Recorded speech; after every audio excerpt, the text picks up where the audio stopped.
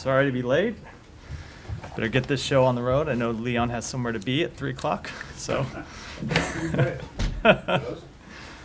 He does. You don't know? Today's a semifinal of the Euros, Spain versus France. I believe that Leon's tracking that. I believe that Leon is tracking that very closely. I tried team handball. Yeah. Matt, I thought you were much more international than that. I'm more international when it comes to cricket. Fair. Fair enough. I don't have anything to start, so. No? All right. Let's start with NATO and the summit. So the secretary has had a couple meetings today already. I guess summit hasn't yet kicked off, but will tonight.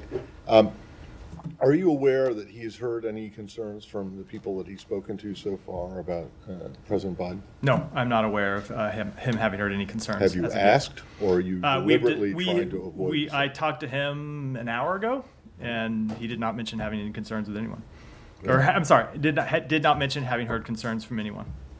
So he has his own concerns. No, that is not a fair implication. No, obviously not. He has spoken to this quite clearly. Yeah.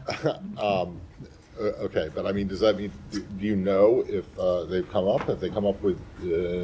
They have not. Anyone else? They have not come up in. Well, I can't speak for anyone else all around the government, obviously, but no, I'm not aware of anyone raising concerns with the secretary or anyone else from the State Department about the president. What we consistently hear from allies and partners around the world when we travel the world and when people come here is that they are grateful for the leadership the president has shown, in this case, when we talk about NATO, in expanding NATO and convincing allies to raise their collective support for NATO's defense and deterrence measures, and his leadership in rallying an international coalition to push back on Russia's aggression in Ukraine, among many other foreign policy measures. Okay, and then is there any State Department component to the aid package that's supposed to be announced today that you're aware of? So I don't want to get it. It's a nice way to try to get me into talking about something that has not yet been announced. So, let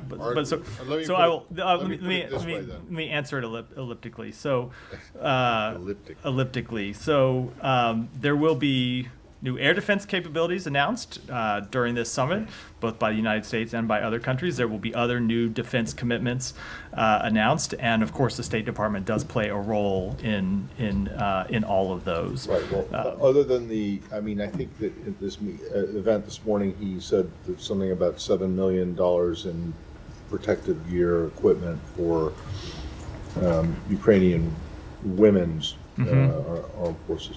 Is there So you're saying that beyond that, beyond the U.S. component of that, there will be more from state. Yeah, we will be announcing across the government. Some of that will include State Department components, political, economic, and military measures to support Ukraine.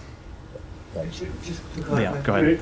Yeah, go ahead. The 7 million. Sorry, apologies. The 7 million secretary said is it NATO countries. So how much of it is the US? Let me get details to you offline. Okay. I have another one. Yeah, go ahead. I was wondering if you have any, if the final communique has been finalized or definitively, the wording that the NATO summit leaders would give to Ukraine on this bridge. You guys call it a bridge to membership. There's talks of some capitals, the Baltic states specifically. They want the word irreversible in the final communique. My understanding that it's been negotiated. Can you say where it stands? I obviously don't want to say what the final communique will say. There are pieces of the communique that continue to be worked on and negotiated, which is usual for the summit, right? There's a lot that comes in those NATO communiques. You've seen them before, and some of that goes right up to the last minute.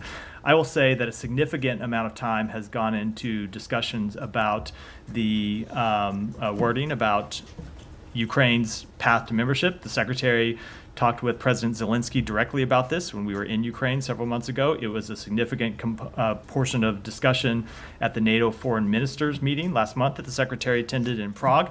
And of course, it has been the subject of ongoing discussions between our building and other NATO members. And of course, Julie Smith, our ambassador to NATO, being in the lead on that over the past few weeks. I will say, I think we have landed in a place, and you will all see this when the language comes forward, that makes clear, as we have said, that NATO's future, that Ukraine's future is in NATO. And the communique will make that very clear, and you'll all get to see the language and talk about it when it's publicly released. Is it still being negotiated, to your knowledge?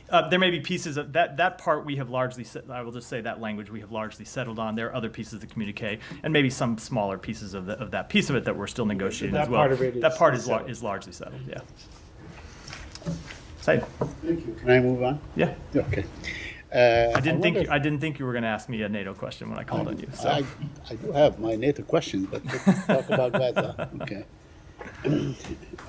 Anyway, are you aware of the Lancet group report? It's a medical magazine, British medical magazine, that estimated the deaths as a result of the war in Gaza to be 186,000. And of course, it's taken into account, the expert took into account indirect deaths, that have happened thus far and may happen as a result of the war, including disease and other things and starvation. So Are you aware of that? I have seen the report, and I will just say whatever the number of civilians that have actually died as a result of this conflict, we know that it's far too many.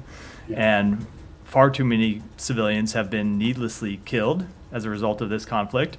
And that is why we are working so hard, including negotiations that are going on this week, to try to reach a ceasefire that would alleviate the suffering in Gaza, that would bring home the hostages that continue to be held, and ultimately put us on a path to hopefully ending the war.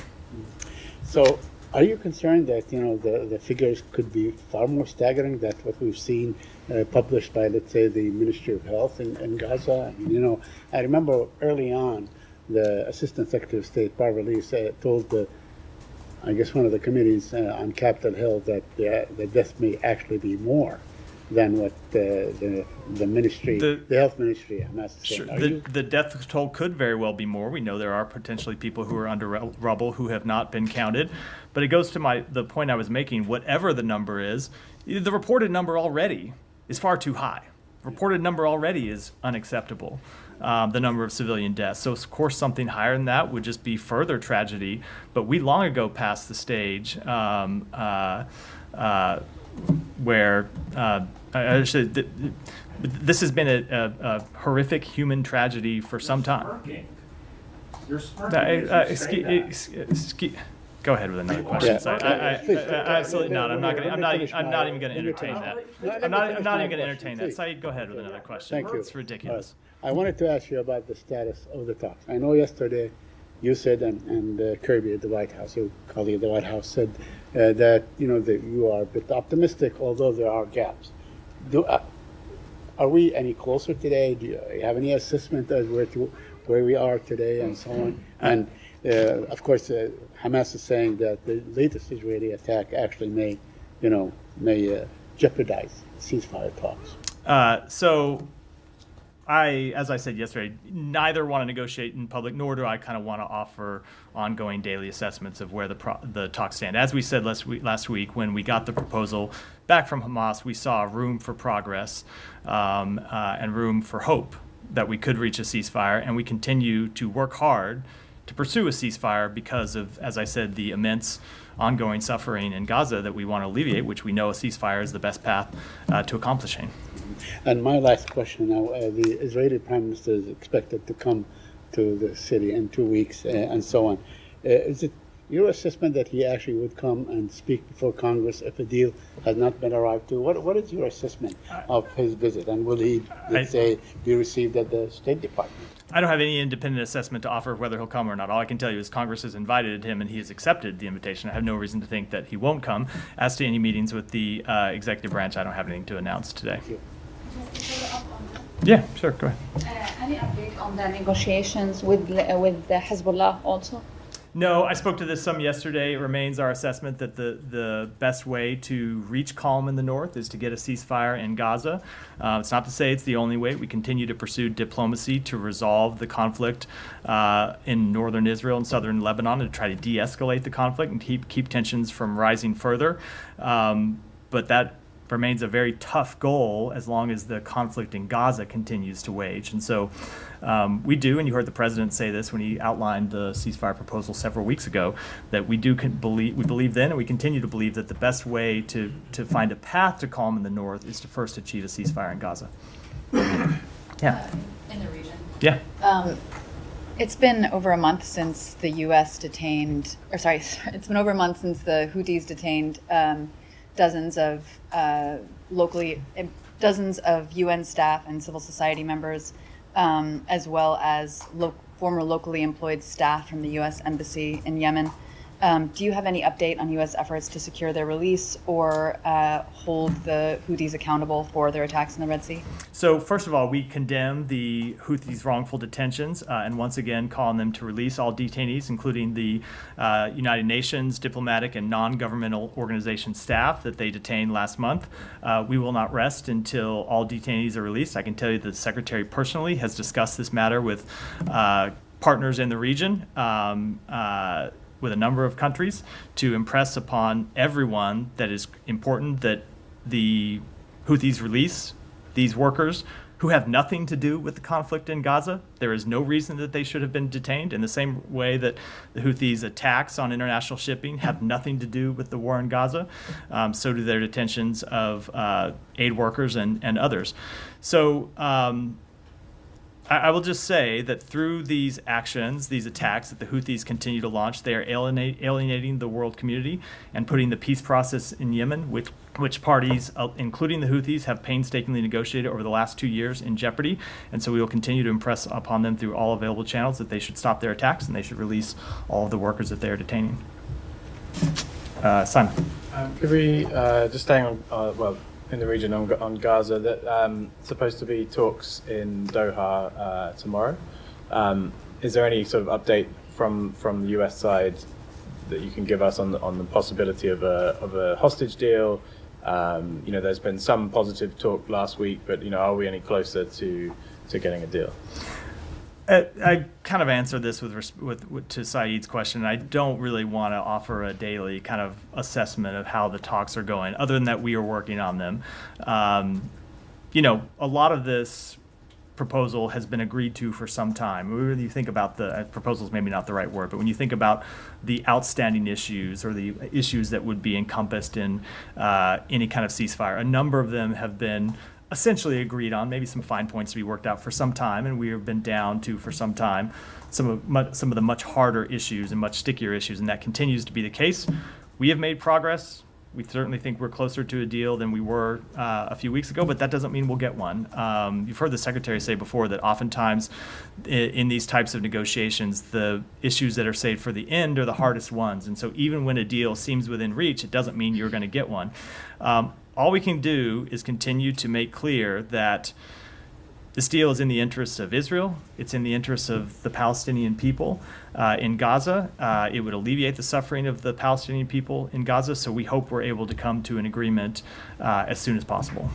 And we've seen, there's been some reporting that Arab foreign ministers have been invited to the NATO summit. I think there's an Israeli delegation here. Is there anything you can say about who's here, whether the Secretary will meet with them, and also how much that the Gaza situation, the Israel-Palestinian situation, will be part of the talks? Yeah, so obviously you have NATO members who are in town, and then you have the heads of state of 4 other countries who are partners of NATO. That includes Australia, Japan, New Zealand, and the Republic of Korea. And then there are foreign ministers in town from other NATO countries, Israel, Algeria, Bahrain, Egypt, Iraq, Jordan, Kuwait, Mauritania, Morocco, Qatar, Tunisia, and UAE. Actually did happen to have the list right here. And yes, the Secretary and other members of the government will be meeting with them when they are in town. And yes, I would certainly expect, to your question about the topics, I would certainly expect that the conflict in Gaza will be something that's discussed. And not just the work to achieve a ceasefire, but the ongoing work that we are doing to try and develop robust plans for the day after the conflict, to establish governance and security that would give us a path to lasting peace, security, and stability for the region. And I will note that even while that work is going on here, Barbara Leaf, our assistant secretary, is traveling in the region right now, meeting with counterparts to advance those same lines of effort. So is there a meeting involving Secretary Blinken and those Middle Eastern foreign ministers, including the Israelis? Is that they're all in one meeting that's going to be discussing that? I'm not aware of any such meeting. We have several bilats and different meetings, but I'm not aware of one meeting with those foreign partners just focused on Gaza. It may be that there's something as part of the overall summit that they're involved, but I'm not aware of it. Sorry, just to clarify on that, Yeah. when you mentioned a list of non-NATO countries, I think you did say the Secretary would be meeting them. But just to clarify, No, not necessarily with all of them. Secretary and just others in the saying, government. it's These got are meetings these are people who are invited to be in town that will be participating in different NATO events, some of the side events that go on, and some of those there will be bilateral meetings that happen here, some at the White House, some at the Defense Department, the usual thing that happens on the margins of these types of summits. There's not one meeting organized around all of them. Can I just make a nitpicky, I would expect correction? nothing less, Matt. So these are not all heads of state, right? No, I said these In are fact, foreign. the I think I head of- said foreign ministers. There were four heads of state from four countries. Yeah, no. Heads of government. Yes, thank you. Yeah, the head of Thank you. state Heads of state, heads of state. Australia is Heads of the state king. and heads of government. And, I should and have. in fact, the Australian Prime Minister is not coming. It's I- his deputy. I who's should have coming. said, And the head of state of heads of Japan state, oh. is the emperor, not prime minister. So let's I appreciate look, the correction. Look, you guys exist on protocol. It is a fair point. I very much take the point. Just to come back. So there will be bilateral meetings between Secretary or other U.S. officials and those countries where you'll talk about the future of Gaza. That's on the agenda. I can't say with every one of those countries I listed who have been invited, but yes, with a number of those countries, there'll be meetings going on. Yes, that'll be part of the agenda. And are you hoping for the NATO as a whole to express some view on the conflict in Gaza? Particularly, are you expecting, or are you hoping that NATO leaders will endorse a peace deal, hostage for peace? Let me defer that question until further in the week when we actually have the communique. Okay. Yeah. Okay. I know you don't want to get into a full assessment as to the ongoing talks for a ceasefire, but I do wonder if you could just help us understand how this moment is different than it has been in the past a little bit.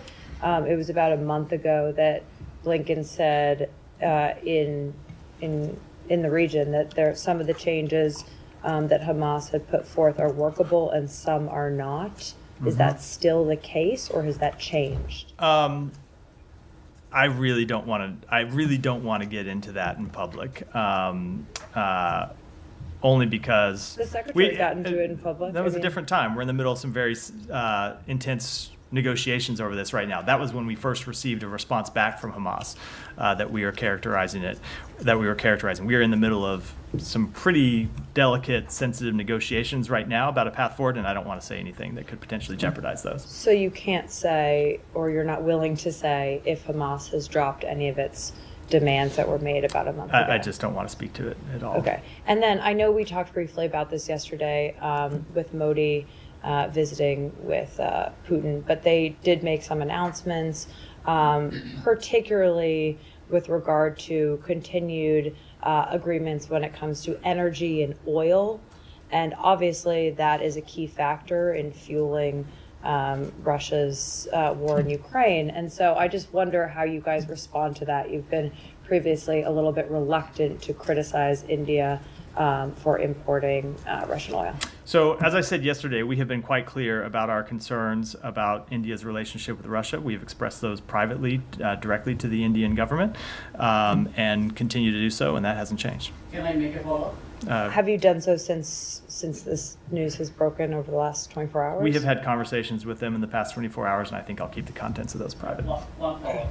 Sure. How Go do ahead. you view the Modi-Putin hugging chemistry, as President Zelensky has seriously objected, saying it's a huge disappointment that the leader of the world's largest democracy hugs a bloody criminal in Moscow? This is a devastating blow to peace efforts. Will this create any impact on your trusted and strategic partnership with India? Well, as I said yesterday, we continue to urge India to support efforts to realize an enduring and just peace in Ukraine, based on the principles of the UN Charter, based on upholding Ukraine's territorial integrity and its sovereignty, and that will continue to be what we will engage with Ukraine. I'm sorry, we will engage with India about. One on Bangladesh, if I may. Yeah, sure.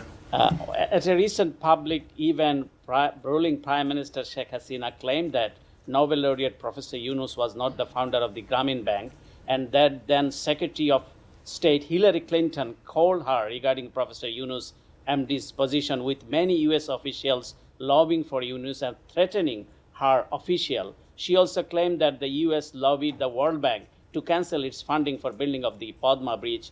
Given the facts supporting Professor Yunus as the founder of the Grameen Bank, and the Prime Minister's assertion that she stopped meeting with US officials while still trying to secure meeting with the US officials and leadership, can the State Department confirm the accuracy of these claims made by the ruling Prime Minister? So I don't think I have any comment on that at all. I mean, it's been 12 years, I think, from doing math, 12 years since Hillary Clinton was Secretary of State.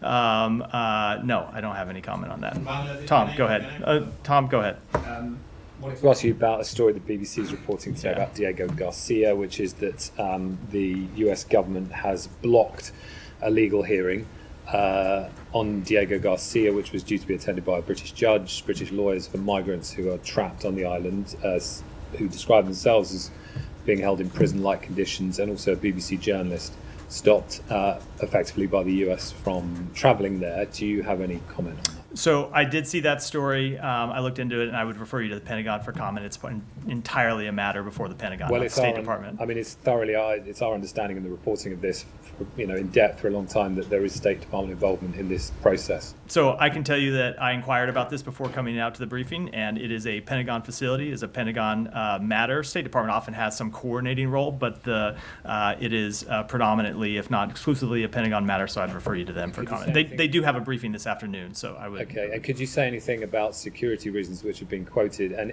if not, does the US have anything to hide on Diego Garcia?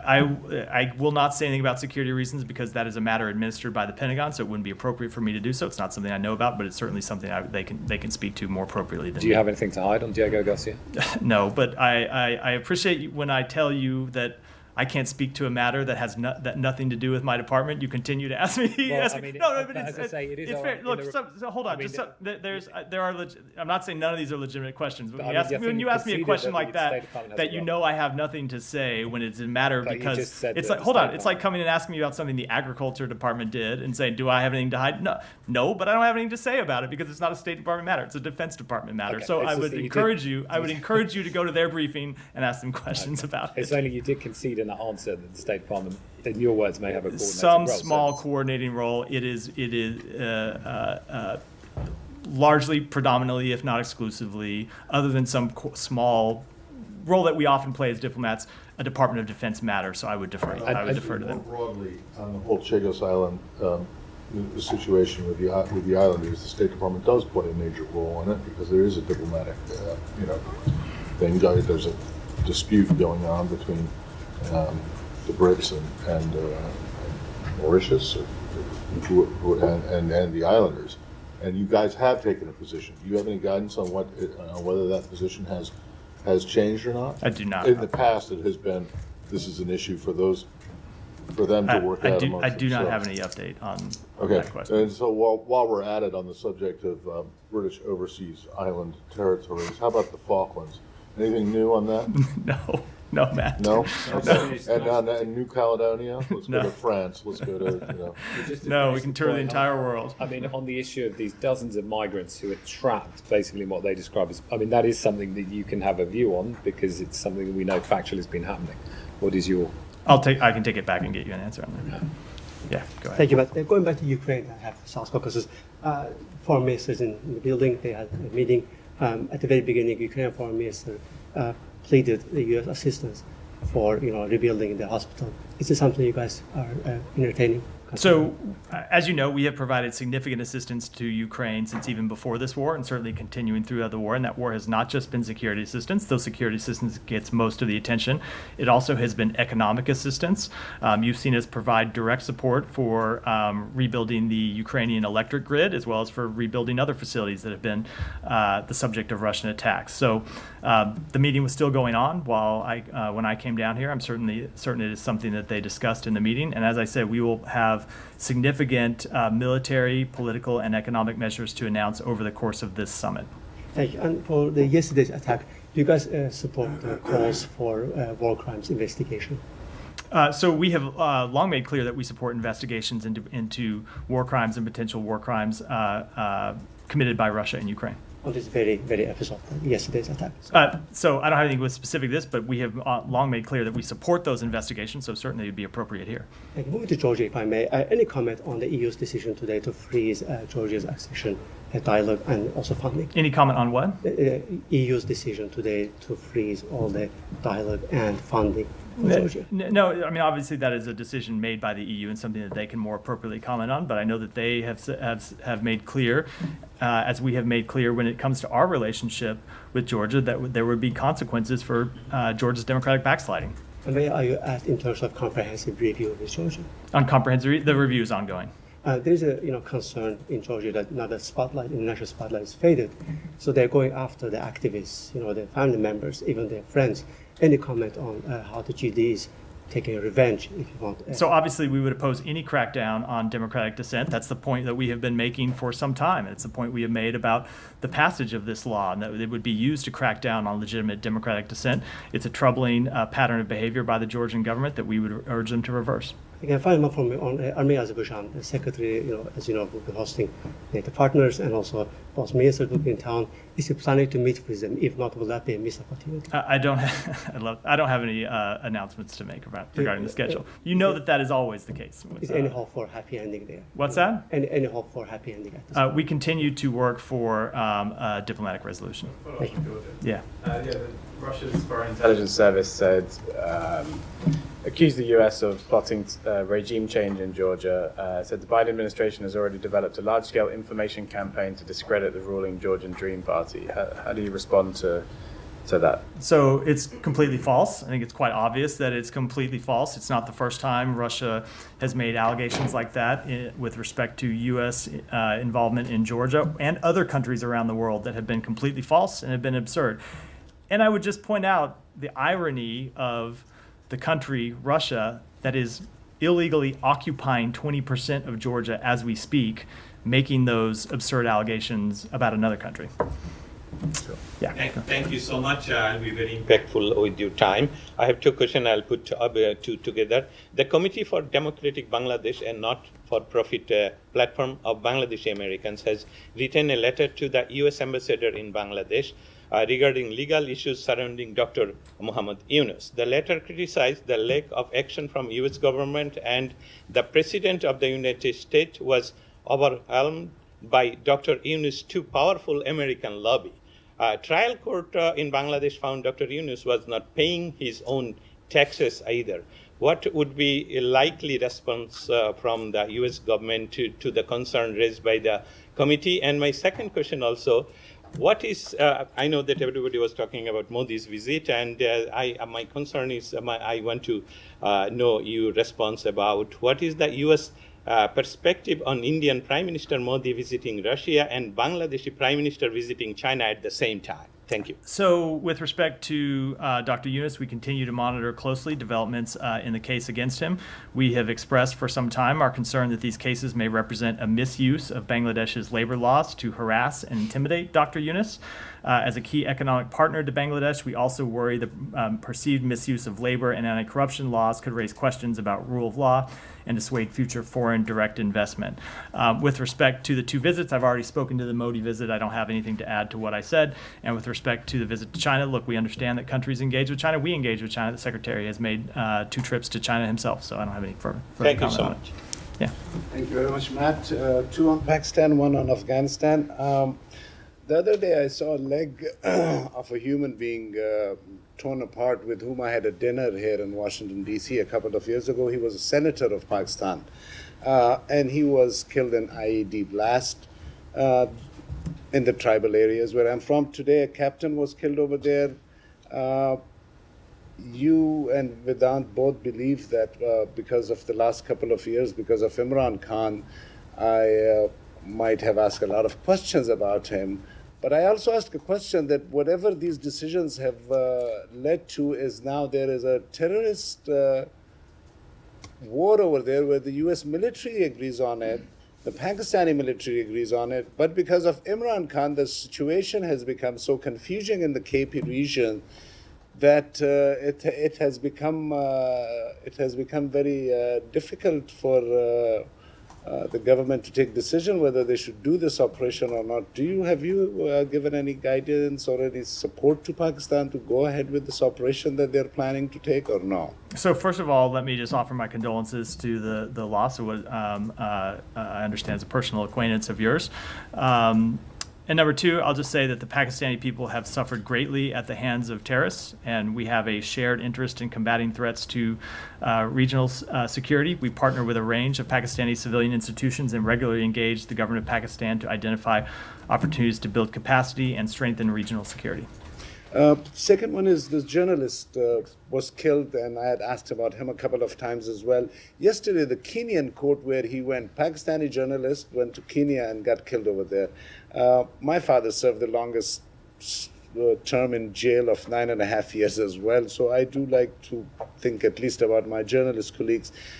Pakistan judiciary, do you think is, or any just like general opinion, it's not as bad as Kenya. The Kenyan government has given him, the poor journalist, justice, but in Pakistan the guy has not. Can you at least put a word to Pakistani judiciary or the politicians to at least not play with the lives of journalists? You know, I'm not aware of this case, so I'm not going to comment in any way specifically on it at all. But of course, we support the work of journalists around the world, and we think it's important that they be able to do their job safely. Last one, can I ask about this interview with Taliban, please? Go just one last more. one. Yeah, one more. Taliban senior official for the first time did an interview with a Pakistani journalist. The journalist was a former government senior employee, retired, became a YouTuber, and did an interview. In that interview, most of the things were completely lied. Like, for example, the Taliban spokesperson said that there are 90,000 female teachers in Afghanistan. 90,000. Whereas the fact is that 90,000 female teachers are sitting at home getting salary from the government. Now, Vedant last week told me that the U.S. is not supporting Taliban, and $800 million has been given by USAID, $300 million has been given by the State Department in different forms, okay? But what I'm saying is women without education and still $1 billion receiving and lying on international media that there are 90,000 women teachers, where absolutely girls are still without. So get to the question. Yes, sir. If you don't Your mind. thoughts about this whole girls' education and U.S. support and So first of all, no, we do not support the Taliban, as Vedant made clear last week. As I have made clear at previous briefings, we do not provide any funding to the Taliban. That is absolutely false. Number two, that does, however, give me a chance to comment on something that we saw just today. So you may have seen, because I know you track this issue very closely, that the UN issued a report on the treatment of women and girls in Afghanistan and so-called moral oversight in Afghanistan. And what we saw is that the unpredictable and arbitrary enforcement of the Taliban's so-called morality code undermines the human rights of all Afghanistans. We continue to monitor closely the Taliban's treatment of the people of Afghanistan, especially their treatment of Afghan women and girls. We expect the Taliban to honor their assurances to the Afghan people and the international community in this regard. And as we have said in public and private to the Taliban's representatives, their relationship with the international community depends entirely on their actions. And we have made that clear, and I think have been, as I said, crystal clear about that for some time. Go ahead. Thank you so much. Thank you so you. much. So we know the U.S. is working for the day after plan in Gaza, and for the NATO summit, Turkish President Erdogan and his delegation, including the foreign minister, will be here in town. Is that something you will discuss with your Turkish counterparts, given Ankara has long pledged to guarantorship in the region, and we hear from the Turkish officials that they are encouraging Hamas to accept the ceasefire proposal. And also, right after Joe Biden announced the ceasefire deal, we know Secretary Blinken and Turkish Foreign Minister Hakan Fidan held a phone call immediately right after that. So I'd like to hear more on that. Yes, in fact, we have been discussing the end of the conflict and what comes next with Turkey for some time. You may recall that Secretary Blinken in January traveled to Istanbul to meet with President Erdogan and with the Foreign Minister Fidan, and has had a number of subsequent meetings with the Foreign Minister to talk about both how we get to a ceasefire and how we reach a durable end to the war with robust security, governance, and reconstruction plans for Gaza. So that continues to be a topic that we discuss on any occasions when we meet with our Turkish counterparts. Should we expect similar meetings on the sidelines of the NATO summit this week between American and Turkish counterparts? I just don't have any meetings to announce here today, as I've said to other people. Thank you. Yeah. So. Just a slightly different thing. The State Department official Young Pak, who was the acting special representative on North Korea, has stepped down, I believe. Are there any plans to appoint a new envoy for North Korea? So first of all, yes, she has stepped down, and we do thank Dr. Pak for her tireless dedication and strong leadership on DPRK since assuming office in 2021. We wish her well on future endeavors. Assistant Secretary Dan Crittenbrink will oversee DPRK policy for the Department of State. Ambassador Julie Turner will continue to serve as Special Envoy on North Korean human rights issues. Seth Bailey will continue to serve as Deputy Special Representative for the DPRK, and I don't have any additional personnel announcements to make today. The previous special representative, Sung Kim, left at the end of last year, I believe. So there are no plans to fill that role again. I just don't have any personnel announcements to make today. So, yeah. Thank you so much. As you are hosting NATO Head of State Summit here, a week ago, Pakistani Prime Minister Shahbaz Sharif met with Russian President Vladimir Putin in Kazakhstan on the sidelines of SCO Summit.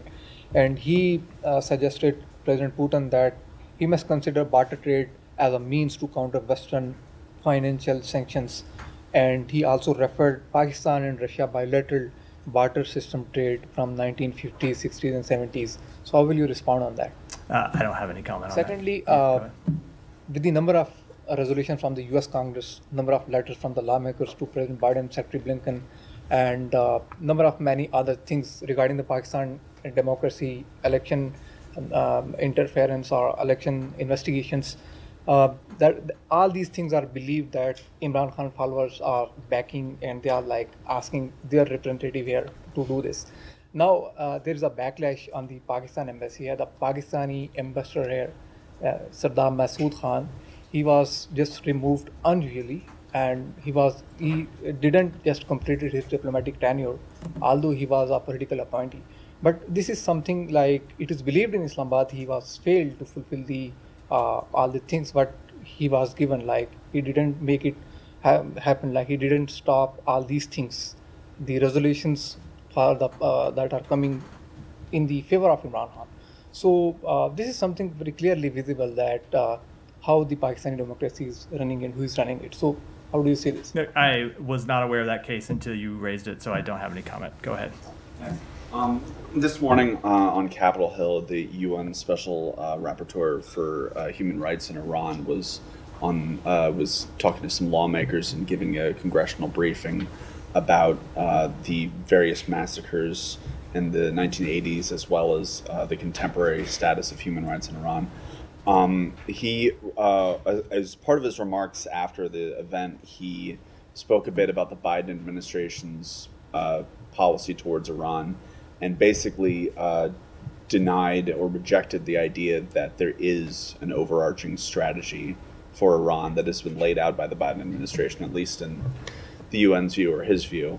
How do you respond to that? And if, assuming that the president will be returning to the White House next year, can we expect a sort of future of Iran negotiations to be laid out by this administration? So first of all, I would say everyone is entitled to their opinion, but that obviously is very much one that we would not agree with. If you look at the totality of our policy, we have made clear that we are committed to ensuring that Iran can never obtain a nuclear weapon. We have worked with our allies and partners around the world to ensure that objective. You have seen us impose over 600 sanctions and export controls on Iran and Iran-related entities to counter Iran's malign influence. You have seen us work with partners in the region through diplomatic measures to try to counter Iran's influence and to take on Iran's support for terrorism. So no, it's not something I would agree with at all. Gotcha. And one sort of quick second follow-up. We got official confirmation today that the president is going to be holding a official press conference as part of the NATO summit this week.